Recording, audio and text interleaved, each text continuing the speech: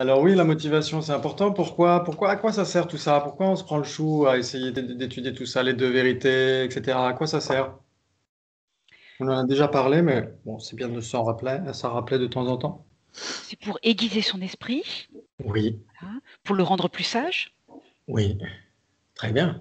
C'est tout à fait ça. euh, ouais, acquérir de la connaissance pour aussi comprendre comment, au fil des siècles, tous ces sages indiens, chinois, ont réfléchi, se sont pris le chou, comme tu dis, pour que ça arrive au XXIe siècle jusqu'à nous, voilà, avec ces quatre écoles. Exactement, tout Qui à nous fait. permettent de comprendre la vue enfin, qu'on dit supérieure, je ne sais pas s'il faut le dire comme ça d'ailleurs, mais enfin, en tout cas la vue des Madhyamika Prasangika. Voilà. Oui, exactement, tout à fait. Oui. Alors on pourrait dire d'un certain point de vue que c'est la vue supérieure pour la personne qui la maintient. Mais c'est pas nécessairement la vue supérieure en général. C'est ce que dit Sainte, par exemple. Il dit que pour lui, pour lui, dans son cas personnel, le bouddhisme, c'est la meilleure tradition. Mais il dit pas, il dit le bouddhisme n'est pas la meilleure tradition en général. Parce que pour d'autres personnes, ça va être d'autres traditions. Mais il dit pour lui, dans son cas personnel, ça va être le bouddhisme. Là, c'est un petit peu pareil. Si on est Sautrantika, on va dire que c'est la meilleure pour nous. Et si on est Prasangika, par exemple, on dira c'est la meilleure. Ouais. Exactement. D'accord. Et ben c'est génial. Donc on en est toujours à la page 54. Et on est en train de voir justement ces distinctions entre les Nyaya, ou les Neyayika, les tenants de l'école Nyaya, des traditions hindoues, qui débattent avec les bouddhistes.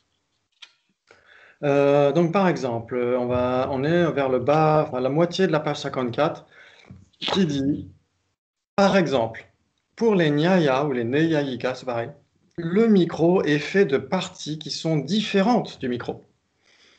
Parce que lorsqu'on le voit, on ne voit pas forcément toutes ces parties. Bon, ça c'est sûr, ouais. Si on voit la partie avant, on ne voit pas nécessairement la partie arrière.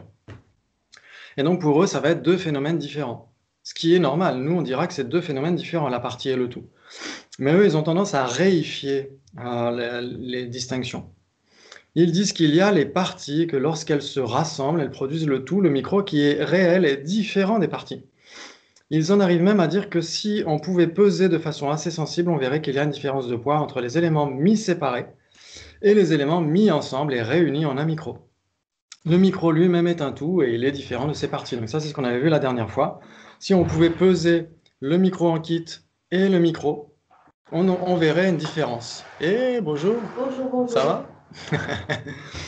Donc on est toujours sur les deux vérités selon les quatre écoles. C'est pas les révisions du BP. Mais c'est un petit peu lié, ça anticipe sur ce qu'on Et fera vous le l'année. faites le matin et à nouveau à 3 heures Et à 3 heures l'après-midi, les débats, ouais. deux fois? Ouais.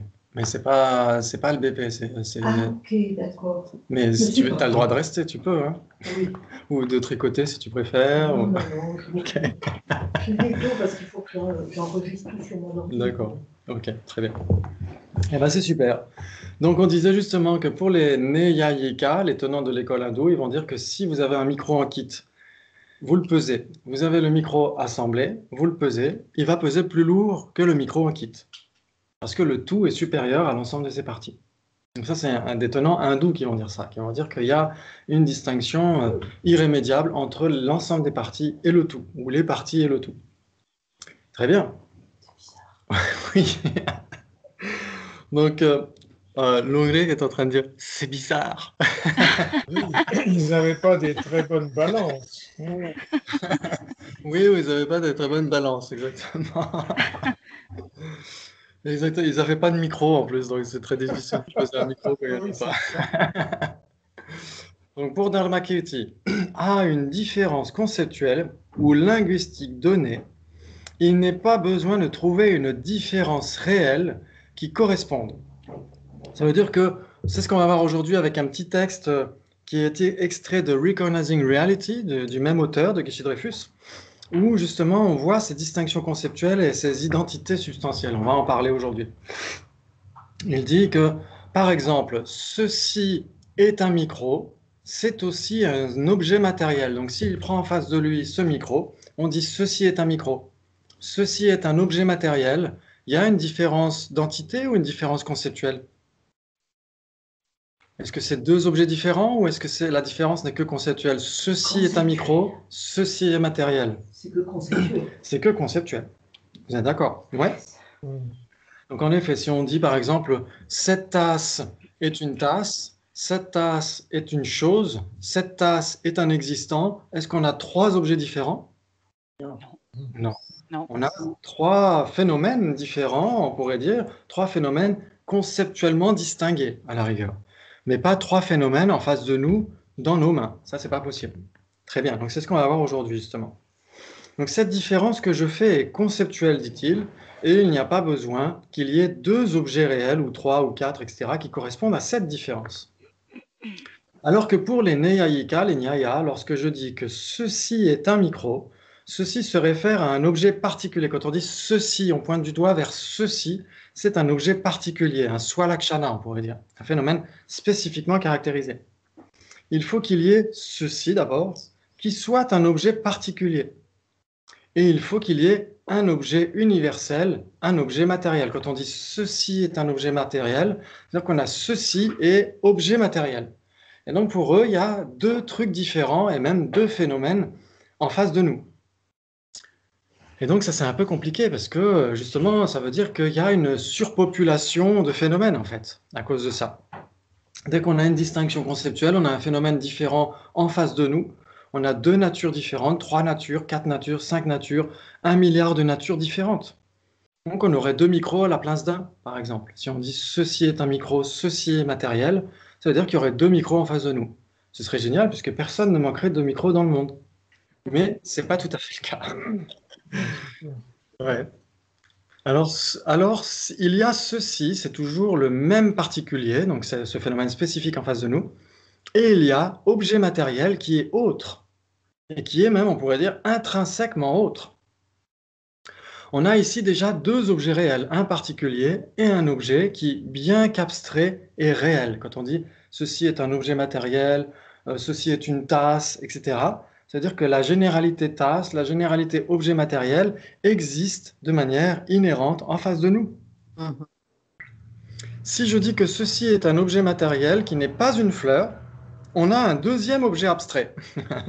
Un objet matériel qui n'est pas une fleur, ce serait encore un autre objet abstrait, une autre généralité, mais qui existerait de manière inhérente, en deçà de ces instances, on pourrait dire. Au premier abord, tout aussi réel que les autres, dit-il.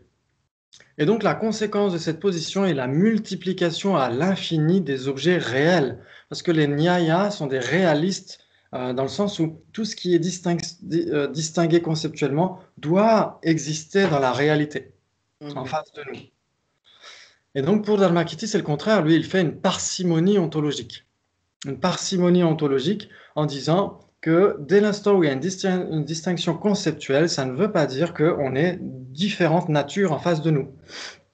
Donc c'est ce qu'on va voir aujourd'hui, avec ce petit extrait de Recognizing Reality. Ok. Très bien. Je crois, ouais. Ouais. Alors, voyons voir. Identité substantielle. On va voir ça aujourd'hui. Ok. Voilà, ça va s'afficher. Très bien. Ok. Donc, c'est un passage dans Recognizing Reality.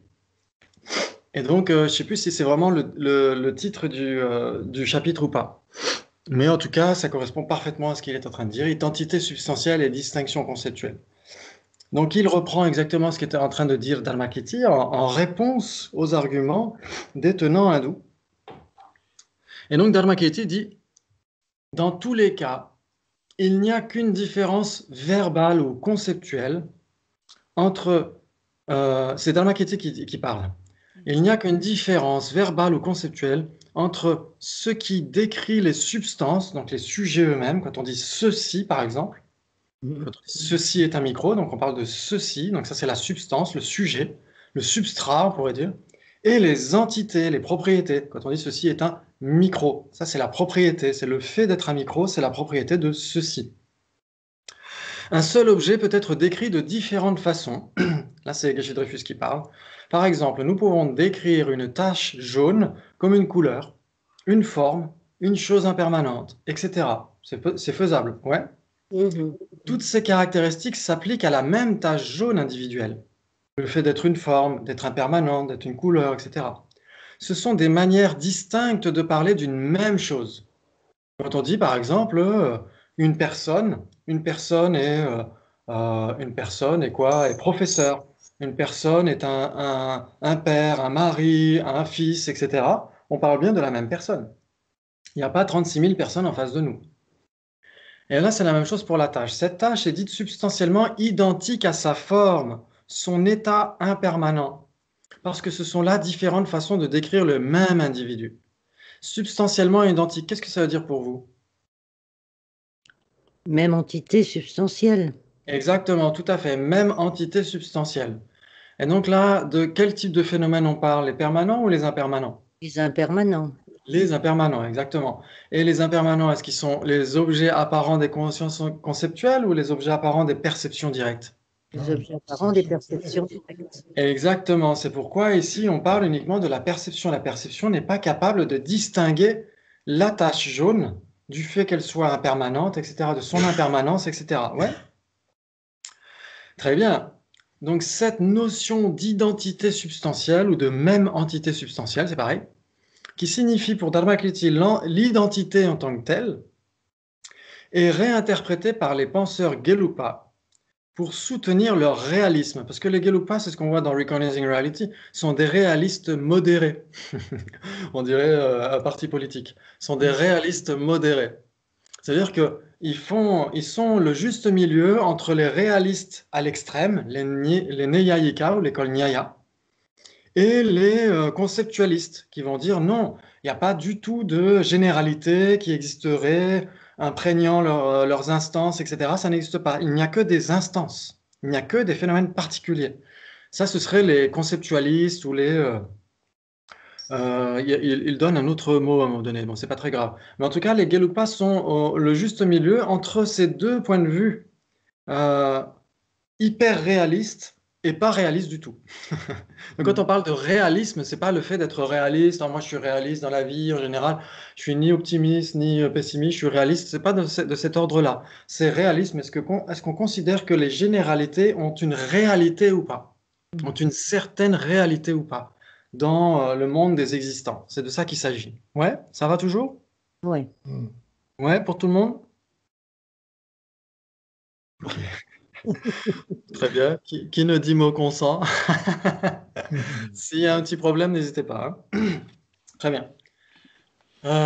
Ok. Donc les Gelupas sont plutôt réalistes. Ils considèrent la distinction entre jaune et impermanence comme étant plus que différentes façons de conceptualiser la même chose. Pour ceux qui vont interpréter de manière pure et dure ce que dit Acharya Dharmakirti, ils vont dire que la tache jaune en face de nous et cette tache impermanente sont uniquement deux façons de se représenter conceptuellement le même objet. Mais pour les Gelupas, ils vont dire l'impermanence existe. Est-ce que l'impermanence, c'est que conceptuel? Non, c'est une réalité. C'est une réalité, exactement. L'impermanence est une réalité, exactement comme la tache jaune est une réalité. Ouais, mais ce ne sont pas deux réalités infranchissables, deux réalités qui existeraient de manière intrinsèque. C'est pas vraiment de ça qu'il s'agit. Deux réalités séparées, c'est pas du tout de ça qu'il s'agit. Très bien. Il s'agit de deux phénomènes distincts. L'impermanence et la tache jaune qui est impermanente, ou la tache jaune et son impermanence sont deux phénomènes distincts, on est d'accord. La distinction entre ces deux, opérée par la pensée, n'est pas seulement conceptuelle, mais comporte une validité qui dépasse le domaine conceptuel pour s'étendre au réel. Il y a bien en effet l'impermanence. Il y a bien des yogis qui sont capables de réaliser l'impermanence. L'impermanence subtile, ouais, c'est faisable ça. Il n'y a pas besoin d'une perception yogique directe pour réaliser une tache jaune. Vous êtes d'accord? De quoi est-ce qu'il faut? De quoi est-ce qu'on a besoin? D'une vision.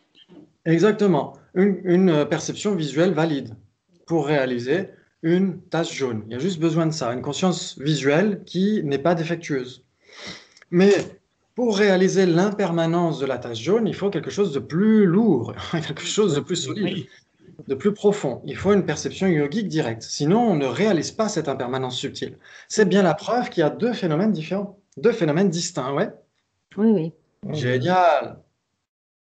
Ceci est entièrement en accord avec le réalisme de cette école, donc l'école Gelugpa.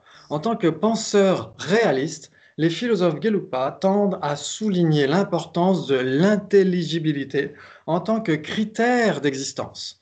Il faut qu'il y ait quelque chose qui puisse être conceptuellement distingué pour qu'on parle d'un phénomène différent.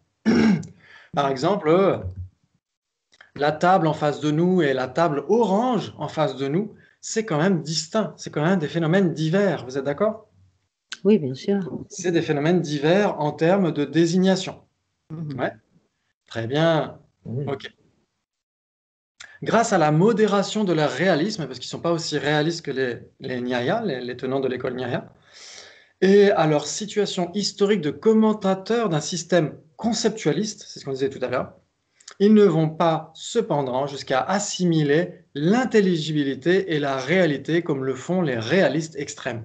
C'est-à-dire que, comme on disait tout à l'heure, pour les Nyaya, c'est comme si on avait deux tables. La table en face de nous, la table orange en face de nous, c'est comme si on avait deux tables. Mais les réalistes modérés vont dire non, ce sont deux phénomènes différents en effet, la table et la table orange, mais cette différence est, Dans on le va dire, mode, oui, vas-y. dans le mode d'appréhension. Exactement, c'est dans le mode d'appréhension. Mais du point de vue de la nature, la table et la table orange sont une même entité substantielle, Mm. sont un même objet en face de nous. Exactement.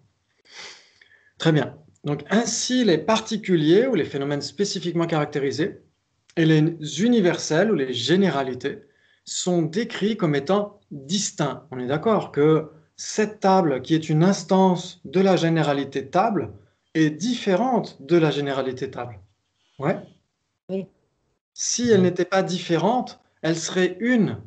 Quelles seraient les conséquences du fait que cette table en face de nous serait une avec la généralité table? Il n'y aurait qu'une seule table? Exactement, tout à fait. C'est ce que dit Lungrik et Jordan. Il n'y aurait qu'une seule table et toutes les tables ressembleraient à celle-là ou toutes les tables seraient celle-là.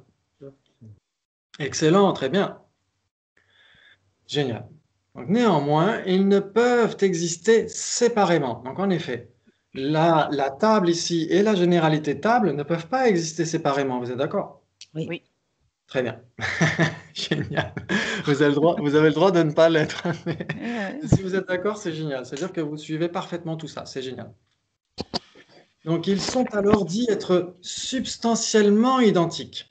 La table et la généralité table, cette table et la généralité table sont substantiellement identiques, sont une même entité substantielle. Mhm. Par exemple, une couleur individuelle est d'une même entité substantielle, zétique, avec la couleur plus générale, son universel, parce que les deux sont indiscernables par la perception. C'est ça qu'on disait tout à l'heure. Mhm.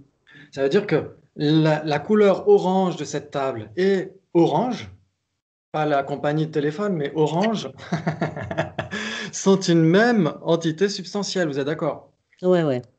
Parce que la raison, c'est pourquoi? Parce que S'il y en a une qui disparaît, l'autre disparaît. et qu'elles sont impermanentes toutes les deux. Voilà, exactement. On pourrait dire ça. Si l'une disparaît, l'autre disparaîtrait, et elles sont impermanentes toutes les deux. Et la raison donnée, en général, quand on étudie Dura, les débats, c'est elles apparaissent à une même perception directe et elles n'apparaissent pas séparément. Ouais? Ça vous convient? Ouais. Elles apparaissent à une perception directe et elles n'apparaissent pas séparément. C'est ça même la définition du fait d'être une même entité substantielle. Très bien. Donc ça veut dire que la couleur orange de la table et orange sont nécessairement une même entité substantielle. Elles apparaissent à une perception visuelle et elles ne sont pas perçues comme étant séparées. Ça veut dire que si on perçoit la couleur orange de cette table, on perçoit de l'orange, on perçoit orange, la couleur orange. Ouais? Ouais. Génial, c'est génial.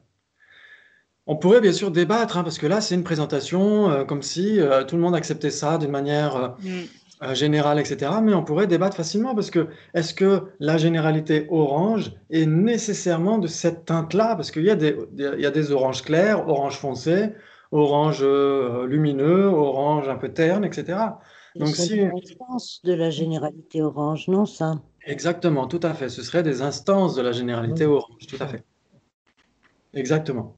Donc en effet, on dira que cette table est d'une même entité substantielle avec la généralité orange, parce que sa couleur, j'ai dit cette table, la couleur de cette table est d'une même entité substantielle avec la généralité orange, mais on pourra dire euh, la généralité orange, on ne spécifie pas de quel type d'orange il s'agit, clair, foncé, etc., puisque la généralité orange, c'est un petit peu tout ça en même temps.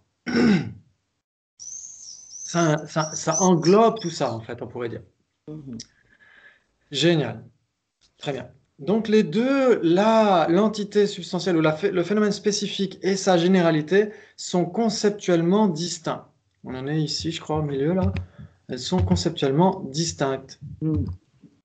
Ici. Combinées, ces deux sortes de distinctions conceptuelles et perceptuelles. Ah, pardon. Oui, combinées, ces deux sortes de distinctions conceptuelle et perceptuelle explique la relation qu'il y a entre les individus et leurs propriétés, entre les phénomènes discrets, les phénomènes spécifiques et leurs propriétés qui sont générales.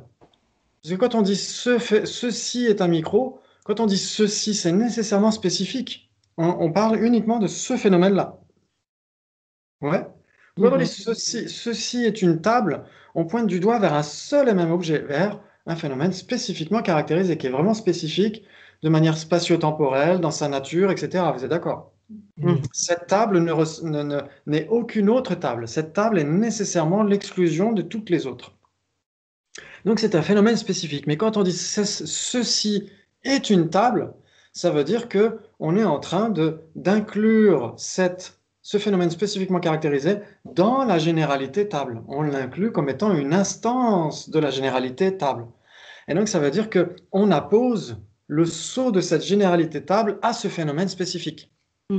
Et c'est un choix très qui pourrait bien sûr être remplacé par un autre. On pourrait dire cette table est une chose produite. Donc, ça veut dire qu'on va là aussi sélectionner ce phénomène spécifiquement caractérisé et l'inclure en tant qu'instance de la généralité chose, qui est beaucoup plus vaste que la généralité table. Ouais. Génial. Donc ça veut dire que cette table est une chose, cette table est une table, mais ça, c'est pas distingué visuellement. C'est la conscience conceptuelle qui fait la distinction. Ouais. Pourquoi est-ce qu'on choisit plutôt de dire ceci est une table, ou ceci est une chose, ceci est un existant? C'est la conscience conceptuelle qui révèle en fait cela. Mais du point de vue de la table elle-même, c'est indistinct en fait. La conscience visuelle ne fait aucune distinction de ce point de vue-là. Très bien.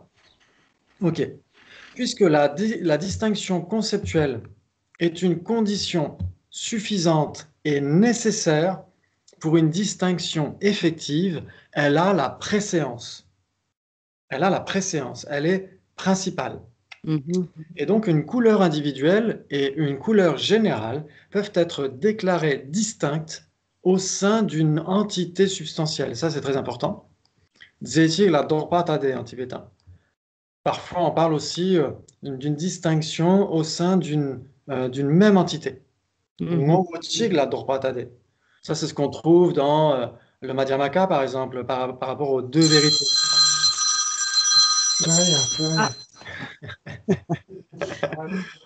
C'est Ariana Gajuna qui vient confirmer ce qu'on va dire. Quand on parle de les deux vérités du point de vue du Madhyamaka, par exemple, elles sont une même entité, mais deux isolats différents. Elles sont distinctes conceptuellement au sein de la même nature, de la même entité. Et bien là, c'est uniquement du point de vue des Sautrantika, on va dire la table et la généralité chose sont une même entité substantielle, mais sont complètement distinctes du point de vue de la conception. Très bien. Donc c'est ça qu'on entend par Zeti, la Dorpatade. Une même entité substantielle, mais deux isolats différents. C'est ça. Excellent. Excellent. Très bien. Donc on va voir la suite, c'est intéressant. C'est vachement intéressant. Pourquoi est-ce qu'on dit que deux phénomènes sont une même entité substantielle quand ils apparaissent à une même perception directe, mais n'apparaissent pas séparément. Là, c'est à la négative. On va voir pourquoi. La perception est le reflet non erroné de la réalité. Parce que ça, on l'a déjà dit, la définition d'une perception, c'est quoi? Perception directe, Oui, non erronée et libre de conceptualisation. voilà, une cognition libre de conceptualisation et non erronée. Pour Dharmakirti, c'est très important. Il faut qu'une perception soit libre de conceptualisation, donc non conceptuelle. Il n'y a pas de concept dans cette perception directe et elle est non erronée. Elle est en accord avec la réalité. Donc la perception est le reflet non erroné de la réalité et elle ne distingue pas les individus de leurs propriétés. C'est ce qu'on vient de dire. On ne distingue pas, la perception visuelle ne distingue pas cet objet qui est la table de la généralité table. Mhm. Ou cet objet qui est la table de sa couleur, par exemple. Donc les propriétés et les individus doivent exister de manière inséparable. On n'a pas la couleur dans le salon et la table dans la cuisine, c'est pas possible. Ouais. Donc cela ne veut pas dire, comme les antiréalistes l'ont trop vite conclu, qu'ils sont exactement les mêmes. C'est ça qui est très important. Être une même entité substantielle et être un, c'est très différent. Est-ce que la couleur de la table et la table sont une? Non, Pourquoi? parce qu'il n'y a que la couleur de la table qui est une avec la couleur de la table. Exactement. Exactement, tout à fait. Ça, c'est intéressant. Donc, si elles ne sont pas une et qu'elles existent, elles sont nécessairement différentes. Mhm. Ouais, parce que tous les existants sont nécessairement soit un, soit différents. Ouais. Oui. Mais ce qui est intéressant, c'est qu'en effet, elles sont différentes, mais différent ne veut pas dire nécessairement séparées. Ouais. Différent ne veut pas dire deux entités séparées. Ouais. Mm. Par exemple, la personne et ses agrégats, est-ce qu'ils sont un ou est-ce qu'ils sont différents? Ils sont différents. Différent. Ils sont différents. Et est-ce qu'ils sont séparés? Non. Non plus. Et non. Exactement. Donc c'est là où on voit que les réalistes modérés Gelugpa vont dire bah, il y a cette zone grise entre soit l'identité parfaite, soit deux phénomènes séparés. Il y a deux phénomènes distincts qui peuvent être la même entité. Mhm. Et ça, c'est génial. C'est un trait de génie qu'ils ont fait. C'est-à-dire qu'il y a une zone grise, il y a des nuances entre le fait d'être exactement la même chose, d'être un, et d'être totalement séparés. Mhm. Il y a la possibilité pour deux phénomènes d'être en effet distincts, d'être deux phénomènes différents, mais qui continuent d'exister dans la même entité. Ça, c'est passionnant. Et c'est exactement le même type de relation qu'entretiennent les deux vérités pour les écoles mahayanistes. Mhm. Elles sont une même entité, mais elles sont distinctes. Elles ne sont pas une. Exactement. Très bien. Jinpa, Oui, quand tu dis deux phénomènes distincts qui ne sont pas séparés, le qui ne sont pas séparés, on peut dire qui existent dans la même entité? exactement. C'est tout à fait ça. Ouais. C'est exactement, d'accord. Exactement. Ça veut dire que si la table et sa couleur étaient séparées, c'est comme si on avait, par exemple, un chien et un chat, l'un à côté de l'autre. Ça veut dire que ce qui arrive à l'un ne change pas grand-chose pour l'autre. Ou c'est comme si on avait deux tables l'une à côté de l'autre. Elles sont séparées. Elles sont des entités distinctes. Elles sont deux entités différentes. Exactement. Et donc, ce n'est pas le cas du tout. En effet, elles sont la même entité. La table et sa couleur sont une même entité. Parce qu'elles appartiennent à la même nature d'un certain point de vue. Mhm. Très bien. Et donc, on en était dans le chapitre au-dessus, dans le passage au-dessus. Cela ne veut pas dire, comme les antiréalistes l'ont trop vite conclu, qu'ils sont exactement les mêmes. Cela signifie qu'ils sont une même entité substantielle. Donc, quand ces deux phénomènes sont impermanents, en effet. Et pourtant, ils sont aussi différents. De cette manière, l'objectivité de la distinction entre universel et particulier, ou entre généralité et instance, comme vous voulez, est maintenue sans devoir accepter la multiplication des entités encourues par la vue de l'extrême réalisme, Mhm. qui veut que les propriétés existent indépendamment de leurs instances. Mhm. Parce que ça, c'est ce qu'on trouve chez les Nayayika, on trouve les 6 padarthas, les 6 catégories, avec substrat, caractéristiques, instance, généralité, etc. Et immanence aussi, il y a le fait que les caractéristiques sont en effet des phénomènes réellement distincts de leurs instances, mais malgré tout qui peuvent imprégner leurs instances. Donc, c'est un petit peu compliqué. C'est un petit peu comme si vous mettiez, par exemple, comme si la généralité ou la caractéristique ou la propriété, c'était un colorant qu'on met dans de l'eau. Quand on commence à le mettre dans l'eau, il n'est pas totalement mélangé à l'eau, mais il imprègne l'eau d'une certaine manière, et on peut quand même les distinguer. Et après, une fois que tout ça s'est mélangé, on peut plus faire la différence. Mais c'est un petit peu comme ça, en fait. C'est comme si la généralité table imprégnait cette table, mais on était nécessairement distinct du point de vue de l'entité, d'un certain point de vue. Mhm. Très bien. Et donc, le cas Gelugpa est bien défendu par Kedubje, qui est l'un des disciples principaux de la Tsongkhapa. Il est vraiment exceptionnel. Dans une longue polémique contre une position assez similaire à celle que soutiennent Shakya Chokden et Gorampa. Il en parle dans la suite des deux vérités Geshe Dreyfus. Il parle de Gorampa à un moment donné. Donc, le point principal de Kedub est que ses opposants, les anti-réalistes, parce que c'était des maîtres Sakyapa qui avaient une lecture presque littérale d'Acharya Dharmakirti. Ils ne bougeaient pas trop de virgule, en fait. Ils avaient une lecture presque mot à mot de ce que lui il disait, alors que les Gelugpa se sont permis d'interpréter ce que lui il disait. Et les Sakyapa ont gardé cette vue-là?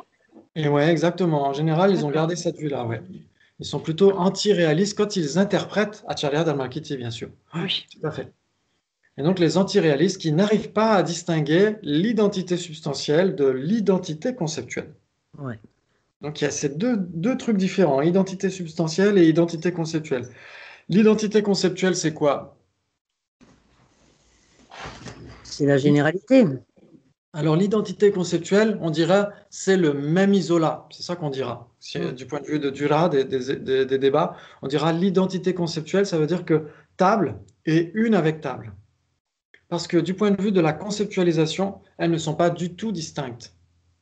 Et donc, si deux phénomènes ne sont pas distincts conceptuellement, c'est nécessairement exactement le même phénomène. Mhm. Alors que si on dit, il y a un micro qui est un petit peu fort, si on dit cette table et cette table orange, si on conceptualise cette table et cette table orange, est-ce qu'il y a une distinction conceptuelle? Non. Ah bon? Oui. Si, quand même, non, du fait qu'il y a une particularité qui est la couleur orange. Exactement, tout à fait. Ça veut dire que quand on dit cette table, on pense cette table et on pense cette table orange. Dans la première instance, quand on dit cette table, on n'inclut pas la couleur. Mhm. La couleur est exclue. Alors que quand on dit cette table orange, la couleur est incluse. Mhm. Et donc ça veut dire qu'entre une exclusion et une inclusion, il y a nécessairement une différence. Donc ça veut dire que c'est beaucoup plus spécifique de dire cette table orange. Alors que quand on dit cette table, la couleur n'est pas prise en compte, c'est plus général. Donc il y a une distinction conceptuelle. Ouais. Oui. S'il y a une distinction conceptuelle, il y a nécessairement une distinction. C'est-à-dire que ces deux phénomènes différents, table et table orange, sont nécessairement différentes. Parce qu'il n'y a pas d'identité conceptuelle, il y a une différence conceptuelle. Très bien. Donc, bien sûr, dans la suite du texte de ce passage-là qu'on est en train de lire, Geshe Dreyfus dit que en fait, c'est pas nécessairement ce que vont dire les Sakyapa eux-mêmes, c'est en fait les conséquences à l'absurde que fait Kedubje de leur point de vue, mais c'est pas nécessairement ce qu'ils vont voir, parce qu'ils sont quand même suffisamment intelligents pour faire cette distinction entre identité substantielle et identité conceptuelle. Mais c'est le point de vue que lui, il prend, Kedubje, pour essayer de contrer leur vue. Donc ils ignorent, selon lui, la différence entre ces deux types d'identité, identité substantielle et identité conceptuelle. Mhm. C'est-à-dire que l'identité conceptuelle, ça veut dire l'unité, l'identité. Ça veut dire que c'est un, nécessairement un. Alors que l'identité substantielle, c'est pas nécessairement un, ça peut être des phénomènes différents. Mhm. Très bien, on va y revenir. Et cela les amène à confondre l'identité substantielle, zétique, et l'identité en général. L'identité conceptuelle ou l'identité en général, ça veut dire l'unité, chic. Ça veut dire un. Exactement. Ça va jusqu'à maintenant ou vous voulez qu'on répète un petit peu les choses? Non, c'est bon. Enfin, On peut répéter, moi, je pense. On peut répéter? L'essentiel, c'était un même isolat. Exactement. Mais alors, quelle différence avec l'identité qui veut dire un? Il n'y a aucune différence. Entre un et le même isolat, il n'y a aucune différence. C'est-à-dire que le même isolat, ça veut dire la différence conceptuelle.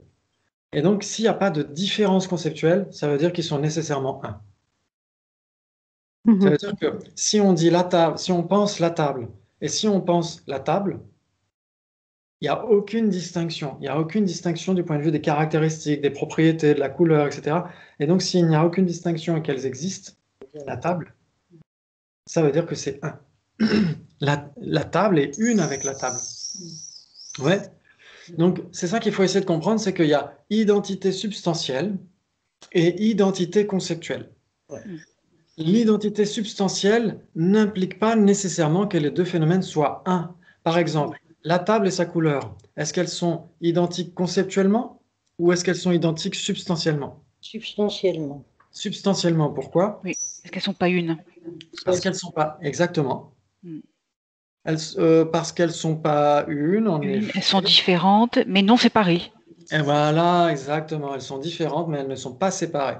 Et donc, elles sont une même entité substantielle. Elles sont une identité substantielle. Mais du point de vue de la conscience conceptuelle, est-ce qu'elles sont une ou différentes? Différentes. Elles sont nécessairement différentes, la table et sa couleur. Exactement. Donc, si deux phénomènes sont différents, ils sont nécessairement pas un. Vous êtes d'accord? Parce que un et différent sont contradictoires. Un et différent sont une opposition. C'est ce qu'on verra cet après-midi à 3 heures avec les débats. Un et différent sont nécessairement une opposition.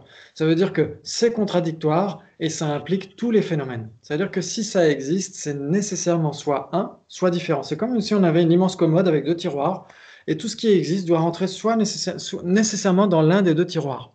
Le tiroir 1 ou le tiroir différent. Ouais? Donc la table et sa couleur, elles entrent dans quel tiroir? Conceptuelle. Identité substantielle. Identité substantielle, et au niveau de l'identité conceptuelle, est-ce qu'ils sont dans un ou dans différent? Différent. Différent. Dans différent, exactement. Elles sont différentes, puisque une couleur n'est pas une table, une table n'est pas une couleur. Ouais? Elles sont même plus que différentes, elles sont contradictoires. Génial, génial. Franchement, c'est super. Donc si par exemple maintenant on dit couleur et couleur, est-ce qu'elles sont conceptuellement identiques ou pas? Ben oui. Oui. Exactement. Même Si on isolant. pense couleur, et si 5 minutes après on pense à nouveau couleur, il n'y a aucune différence entre ces deux. Il n'y a aucune différence. Oui, dans ce cas, tu prends la couleur, par exemple, quand tu dis table rouge, Oui. tu prends le rouge comme lui-même comme un concept général. Oui. C'est pas parce que je faisais l'amalgame. Plus qu'un concept général, parce que c'est c'est comme table, oui, couleur. Exactement. Ça a la même exactement. Ça n'a rien à voir l'un avec l'autre. Ça correspond à deux choses bien différentes. Alors en effet, c'est deux choses complètement différentes, table et couleur. Et en effet, quand on prend couleur ou quand on prend rouge, c'est plus qu'un concept, c'est une généralité qui existe dans le monde. Exactement. Je l'associais à quelque chose. Ouais.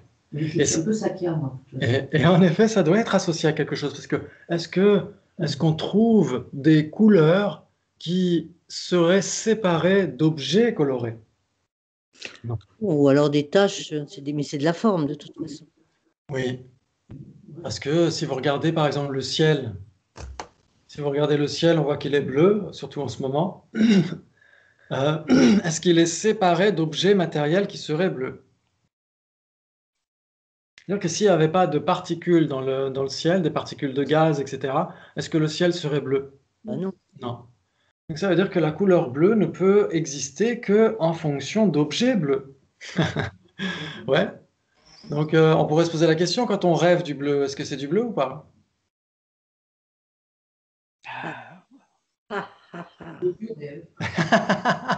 C'est du bleu onirique. Oui, dit Jordan. Donc ce serait du bleu onirique. Est-ce que c'est de la forme? C'est un souvenir de bleu, une hallucination de bleu. Mais... Ouais, exactement. Ah oui, d'accord. Ça peut être un souvenir ou une hallucination. Ça veut dire que dans ce cas-là, c'est mental. C'est mental, exactement. Et quand on dit le bleu, c'est l'objet d'une perception visuelle, parce que c'est une couleur. Une couleur est nécessairement l'objet d'appréhension d'une conscience visuelle. Oui. Alors que le bleu du rêve, c'est pas une conscience visuelle, elles sont résorbées, les consciences sensorielles. C'est nécessairement une conscience mentale. Comment est-ce que le bleu pourrait être appréhendé par une conscience mentale qui hallucine? Parce qu'elle hallucine, cette conscience mentale. C'est pas comme la perception directe mentale qui suit un continuum de perception visuelle, etc. C'est une perception mentale qui hallucine. C'est pareil que quand on pense au bleu. Quand on pense au bleu, on a une généralité de sens du bleu. Cette généralité de sens, c'est l'opposé de ce qui n'est pas bleu. Et donc, c'est pas le bleu, puisque le bleu, lui, le bleu, lui, est impermanent, mais la généralité de sens, elle est permanente. Donc, elle ne peut pas être bleue, cette généralité de sens. Elle donne l'apparence d'être du bleu, mais elle n'est pas du bleu. Sale. C'est vachement intéressant. Mm. Pour ceux que ça intéresse. Génial.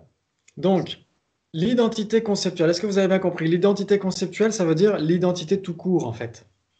C'est-à-dire que s'il n'y a même pas une distinction conceptuelle, ces deux phénomènes, si c'est des phénomènes qui existent, bien sûr, si ce sont deux phénomènes, et que ces deux phénomènes, il n'y a même pas la moindre différence conceptuelle, ils sont nécessairement un.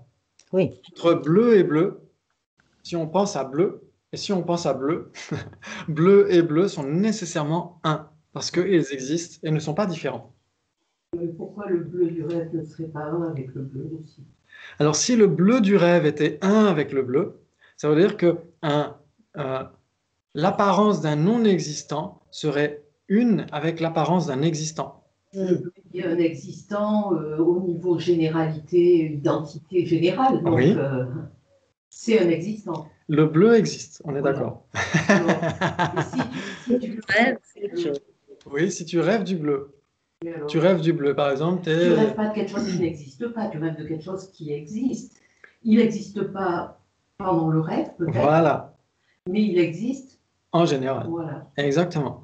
Le fait que quelque chose soit imaginé pendant le rêve ne veut pas dire qu'en général, il n'existe pas. Si on imagine du bleu pendant le rêve et que ce bleu imaginaire du rêve n'existe pas, ça ne veut pas dire que le bleu n'existe pas en général. Ouais. Et en effet, l'apparence du bleu dans le rêve existe aussi, parce qu'il y a un rêve qui est là. On peut se souvenir, tiens, j'ai rêvé du bleu, super comme rêve. Mais parce que le bleu est égal à bleu, enfin bleu c'est Oui. bleu. Et pourquoi ça ne serait pas dans le cas du rêve, puisqu'après tout, que ce soit imaginaire ou pas imaginaire, le bleu reste le bleu comme généralité d'existence, quoi, il existe en tant que tel. Le bleu existe en effet, mais l'apparence onirique du bleu, ça veut dire qu'on a l'impression de voir du bleu alors qu'il n'y en a pas du tout. On est juste en train d'halluciner du bleu. Donc ça veut dire que le bleu du rêve est un non-existant. L'apparence du bleu existe. Dans le rêve, il n'apparaîtrait pas s'il n'existait pas de manière généralité, enfin de Ah bah si, tu peux rêver du corps. On dira en effet, la formulation est correcte. On ne peut pas dire qu'un non-existant apparaisse. Ça, c'est impossible. Puisque comme un non-existant n'existe pas, il ne peut pas agir pour apparaître. Il ne peut pas effectuer l'action d'apparaître, puisqu'il n'existe pas. Mais l'apparence d'un non-existant est possible. Bien sûr. L'apparence d'un non-existant est possible. Quand on regarde un film de Harry Potter, etc., on a une apparence. Et malgré tout, ce qui se montre à nos yeux n'existe pas en réalité. L'apparence existe. L'apparence du bleu en rêve existe. Mais le bleu lui-même, perçu en rêve, est un non-existant. Oui, c'est comme l'apparence de l'eau pour le mirage, elle existe, mais l'eau est un non-existant au moment du mirage. Exactement. C'est tout à fait ça. L'apparence du mirage existe, mais ce que donne à voir le mirage lui-même n'existe pas. Il n'y a pas de... Le bleu dans le rêve n'existe pas. Voilà, exactement, tout à fait. C'est exactement ça. Oui. Oui, j'aime pas. Enfin, je suis pas sûre d'avoir bien compris. Dans l'identité conceptuelle, tu as dit tout à l'heure, couleur et couleur sont nécessairement identiques. Oui. Donc, je peux dire que bleu et couleur sont nécessairement identiques. Non. Alors pourquoi Non. Pourquoi je dis ça? Oui, pourquoi est-ce qu'elles seraient identiques? Ben parce que bleu fait partie de la généralité couleur. Oui. Exactement. Donc c'est pourquoi elles seront une même entité. Mais être une même entité ne veut pas dire être identique, parce qu'être identique, ça veut dire être un. Et donc si on disait bleu et couleur étaient un, ça voudrait dire que n'importe quelle couleur serait bleu. Ouais. Ça y est. Génial. Excellent. Ah, ça, c'est super, parce que là, on commence à entrevoir cette distinction entre ces deux-là, entre le fait d'être une même entité ou le fait d'être une même entité substantielle, ce qui peut renvoyer à la même chose si on parle de deux phénomènes impermanents. Donc une même entité ou une même entité substantielle d'un côté et une même entité conceptuelle d'un autre côté, là, on voit qu'il y a une différence immense, parce que l'identité substantielle implique nécessairement deux phénomènes distincts, deux phénomènes différents. Alors que quand on a une identité conceptuelle, ça veut dire qu'on a un seul et même phénomène. Mhm. Un seul et même phénomène. Il n'y a rien qui distingue couleur de couleur. Couleur est nécessairement une avec elle-même. Elle est nécessairement une. Mais si on dit couleur froide, couleur chaude, couleur naturelle, couleur artificielle, etc., là, on commence à faire des distinctions conceptuelles et donc on n'a nécessairement pas une identité. On a nécessairement une différence. Ah, d'accord, ok. Ouais, Ça y est. génial. Excellent. Et donc ici, il continue, il dit, ils ignorent donc la différence entre ces deux types d'identités, substantielle et conceptuelle, et cela les amène à confondre l'identité substantielle, zétique, et l'identité en général, tchik, l'unité. Ou, voilà, exactement, l'identité qui est l'opposé de la différence. C'est-à-dire l'identité, ça veut dire la même chose. Mhm. Et donc Kedrup attribue cette confusion à l'extrapolation faite par ses adversaires. Il dit, de plus, la thèse selon laquelle tout ce qui est d'une même entité substantielle doit être une seule et unique chose, donc ça veut dire identité substantielle égale identité. Mhm. Une même entité substantielle, ça voudrait dire être exactement la même chose. Donc voilà, c'est ce qu'il dit. De plus, la thèse selon laquelle tout ce qui est d'une même entité substantielle devrait être une seule et unique chose, donc identité substantielle équivaudrait à identité en général, fait reposer sa preuve en dernière analyse sur les suppositions suivantes. A. Les choses qui sont substantiellement identiques, telles que le son et son impermanence, donc elles sont substantiellement identiques, elles sont une même entité substantielle, on est d'accord? Le son et son impermanence, etc., sont observées comme étant une par la perception qui les appréhende. Ouais. Donc, eux, ils diraient ça, les opposants de Keduje. Mais en Mhm. fait, c'est pas la réalité, mais eux, ils diraient ça. Ils diraient que la conscience auditive qui appréhende un son appréhenderait le son et son impermanence comme étant un. Alors que nous, on dit autre chose. Nous, on dit la perception auditive n'est pas capable de les séparer. On n'est pas en train de dire que la perception auditive aurait la capacité de dire qu'ils sont un. Mhm. C'est pas la même chose. On va voir dans la suite.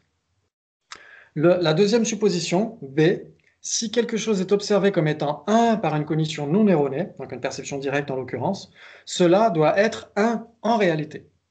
Donc ça, c'est le corrélat du point A, mais c'est le point A qui va être discuté surtout. Voilà qui manque tout bonnement de faire la distinction entre être observé comme étant un par une cognition non erronée et ne pas être observé comme étant distinct par une telle cognition. C'est Voilà. très différent. Très, très différent. Mhm. C'est pour ça que nous, quand on a la définition d'une même entité substantielle, c'est des phénomènes qui apparaissent à une perception directe et ils n'apparaissent pas séparément. On est en train d'employer la négative. On n'est pas en train de dire qu'ils apparaîtraient comme étant un à la perception directe. On dit ils n'apparaîtraient pas séparément. Voilà, ils ne sont pas observés comme étant distincts, c'est ça. Exactement, c'est tout à fait ça. C'est Mhm. tout à fait ça. Donc ça, c'est très important. Mhm. Donc Kedubje identifie la supposition injustifiée sur laquelle se fonde l'argument de ses adversaires. Ils assument que les choses qui sont d'une même entité substantielle sont observées comme telles par la perception, donc comme étant une même entité substantielle. En assumant ceci, il manque de différencier A, ne pas être observé comme étant distinct, et B, être observé comme étant un. C'est très différent. Mhm. C'est très différent. Ils assument aussi que si deux choses existent réellement, elles doivent être vues comme une seule si elles ne sont pas vues comme distinctes. Et ça, c'est faux. C'est pas parce que deux phénomènes ne sont pas perçus comme étant distincts que ces deux phénomènes sont un seul et même truc. Par exemple, la table et sa couleur ne sont pas perçus comme étant Mhm. distinctes. Malgré tout, est-ce qu'elles sont perçues comme étant... Est-ce que ça veut dire qu'elles sont une? Non. Non, la table n'est pas une couleur. La couleur n'est pas une table. Donc les deux sont nécessairement distincts. Malgré tout, la perception n'est pas capable de les distinguer.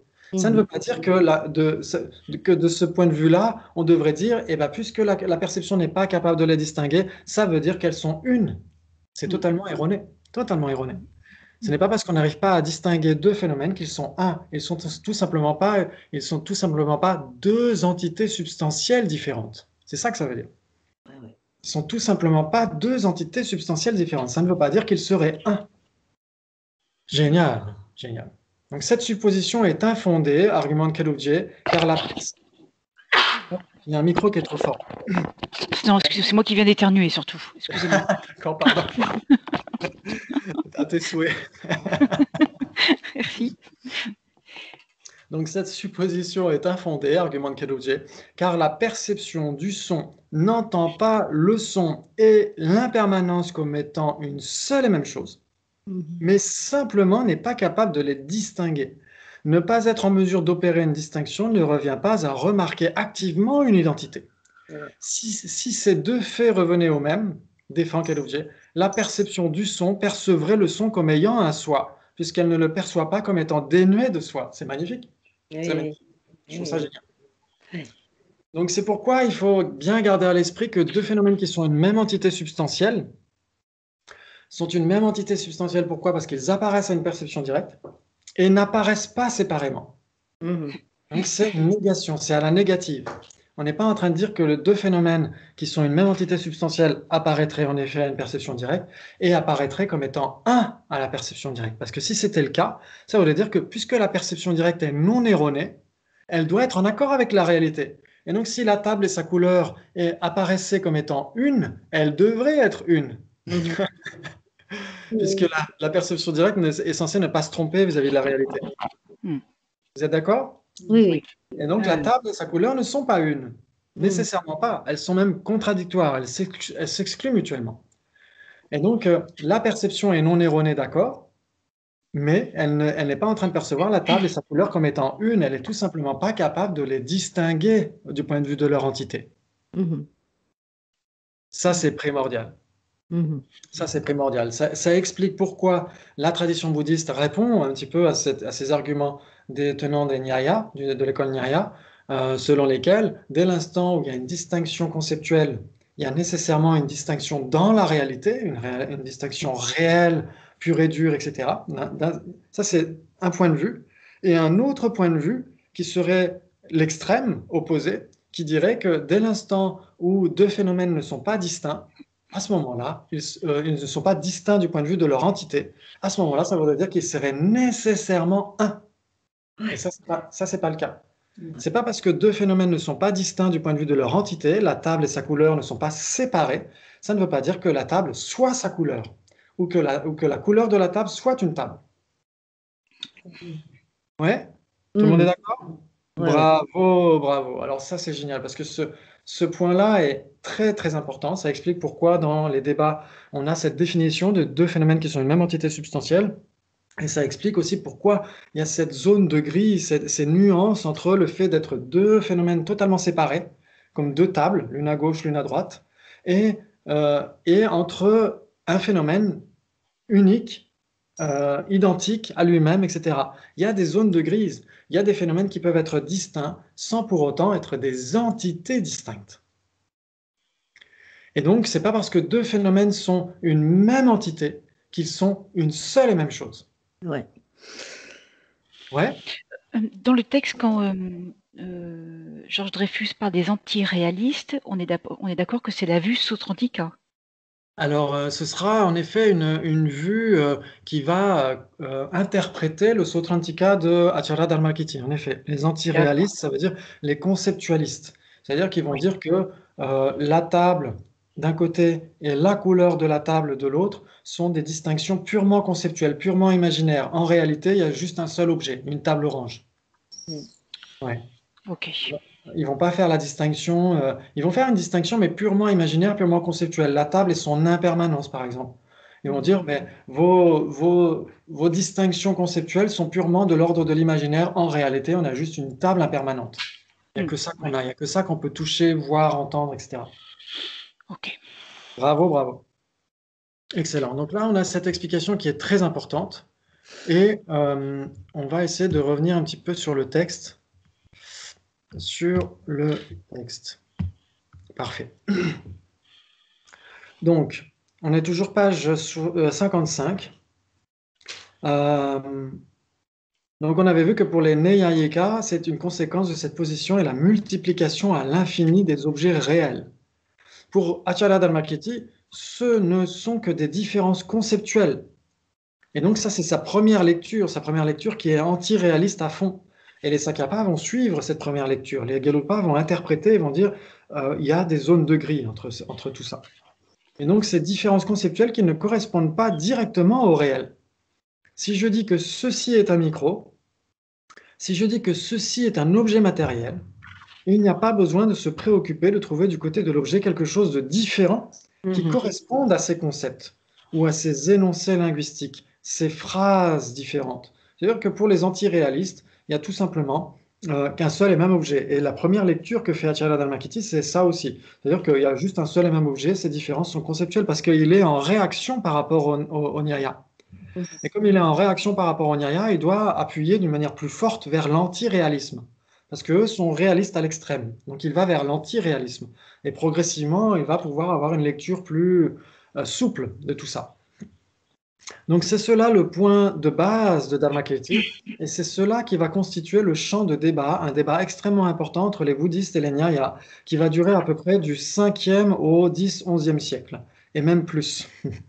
Ensuite, les bouddhistes disparaissent de l'Inde, et les Nyaya restent. Leur philosophie se transforme et devient Navya Nyaya. On dirait le nom du peuple dans Avatar, Navya. Oui, oui. En sanskrit, ça veut dire nouveau, tout simplement. Les Navya Nyaya, c'est-à-dire le nouveau Nyaya qui a reçu les leçons du bouddhisme et qui est toujours la même philosophie réaliste, mais transformée par 5 siècles de débats avec les bouddhistes. Donc c'est pareil, les bouddhistes se sont transformés au fil des débats avec les hindous.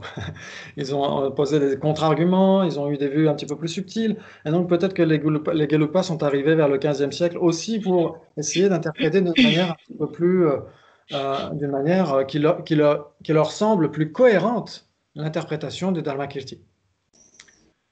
Très bien, donc après, ce qui a fait éliminer le bouddhisme en Inde, ça ne nous préoccupe pas. Ensuite, la question de l'étudiant. Vous avez dit qu'il y avait très peu de différence entre les Vaibhashika et les Sutrantika. Et donc lui, il dit, on parlait des Sutrantika qui suivent les Écritures. Les Sutrantika qui suivent les Écritures sont très proches des Vaibhashika. Mais là, le chapitre dans lequel on est, c'est les Sutrantika qui suivent le raisonnement, qui suivent les traités de logique d'Acharya Dharmakirti. Ouais. Donc c'est plus du tout la même chose. Ok, il dit ce sont néanmoins des Sutrantika qui sont plus dans la mouvance des Yogacara que dans celle des Vaibhashika, les Sutrantika qui suivent le raisonnement, parce que en fait, Acharya Dharmakirti lui-même était Yogacara, était Chittamatra. Et donc, il a établi des points de vue Sutrantika, mais avec son regard Chittamatra à lui. Très bien, il nous reste quelques minutes. On va essayer de terminer cette partie-là, page 56 en haut. Il nous reste à parler un peu de ce qu'est le Swalakshana. Vous vous souvenez, Swalakshana, ça veut dire phénomène spécifiquement caractérisé. Il est spécifique du point de vue de la nature et de la spatio-temporalité. Ouais. Très bien. Et de ce qui peut être établi comme vérité ultime. Parce que pour les Gelupas qui interprètent ça, n'importe quel phénomène spécifiquement caractérisé est une vérité ultime. Et donc, c'est pas, il y a des zones de gris là aussi entre les Sakyapas, etc. Le problème qui va se poser est le suivant. Alors que les Vaibhashika acceptent une vue tout de même assez raffinée de la vérité ultime, comment peuvent-ils dire que le micro ou le vase sont des vérités ultimes? Parce que là, on est totalement à l'opposé. C'est-à-dire que pour les Vaibhashika, les vérités ultimes, c'était des particules insécables, des instants infinitésimaux de conscience et des phénomènes permanents, ou des phénomènes incomposés. Et là, nous, on vient dire, les Sutrantika qui suivent le raisonnement vont dire tout ce qui est impermanent est une vérité ultime, si on l'interprète du point de vue Gelupa. C'est un des sujets de débat qui oppose les auteurs Gelupa à d'autres auteurs comme Tak-tsang. Il y a un K avant le deuxième T, Tak-tsang, et Gorampa. Donc eux, ils sont aussi Sakyapa. C'est un sujet difficile. Il y a une mention dans Knowledge and Liberation, à un moment donné, de Anne Klein, qui parle de tout ça aussi, qui fait la distinction entre Tak-tsang et les Gelupa. Et on retrouve aussi un débat dans Debate, justement, de Daniel Perdue. À un moment donné, il parle de ces distinctions Sakyapa-Gelupa. C'est très intéressant. Et donc, il dit, OK, c'est un sujet difficile. Ce qui est également difficile, c'est de savoir ce qu'est le Swalakshana. Qu'inclut-on dans le Swalakshana? Il est clair qu'on y inclut les atomes, les moments de conscience, parce que les Sutrantika les acceptent. Et que peut-on y inclure d'autre? Est-ce que le micro dont j'ai parlé comme étant un Swalakshana est vraiment un Swalakshana? Parce qu'on a dit, un micro, c'est quand même beaucoup plus général qu'une particule matérielle. Une particule matérielle est toute petite. Un micro, c'est quand même beaucoup plus général. Et donc, si c'est général, est-ce que ça reste un phénomène spécifiquement caractérisé? Non. Non. Donc, Dominique et Gelupa. Très bien. Tu viens de le découvrir peut-être. Et donc, on peut aller plus loin. Est-ce que la continuité de ce micro est un Swalakshana? Est-ce que le continuum temporel est un Swalakshana? Si tu réponds oui, t'es Gelupa pur et dur. Est-ce que l'individu, la personne, est un Swalakshana? Ce sont des questions très difficiles et nous en parlerons. Pour compliquer un peu les choses, qui ne sont pourtant déjà pas si simples, je vais aussi introduire la notion d'existence substantielle. Donc ça, c'est ce qu'on verra la prochaine fois, parce que là, on a déjà évoqué des choses très importantes. Si vous pouvez les garder à l'esprit, c'est primordial. Identité conceptuelle et identité substantielle, c'est deux choses très, très différentes. Très différentes. Ouais. Et on en reparlera bien sûr, pour être sûr que tout soit bien intégré. Et sur la base de ça, on pourra comprendre d'autant plus la suite du chapitre et les autres écoles. Ouais. En tout cas, bravo, bravo, parce que c'est pas si facile que ça, mais c'est passionnant. En tout cas, pour ceux que ça passionne. Merci beaucoup. Et à 15 h pour les débats pour ceux qui veulent. Et sinon, à la semaine prochaine. Merci beaucoup. Ciao, ciao. Merci. Avec grand plaisir. Ciao. Ciao. Au revoir. On a courant.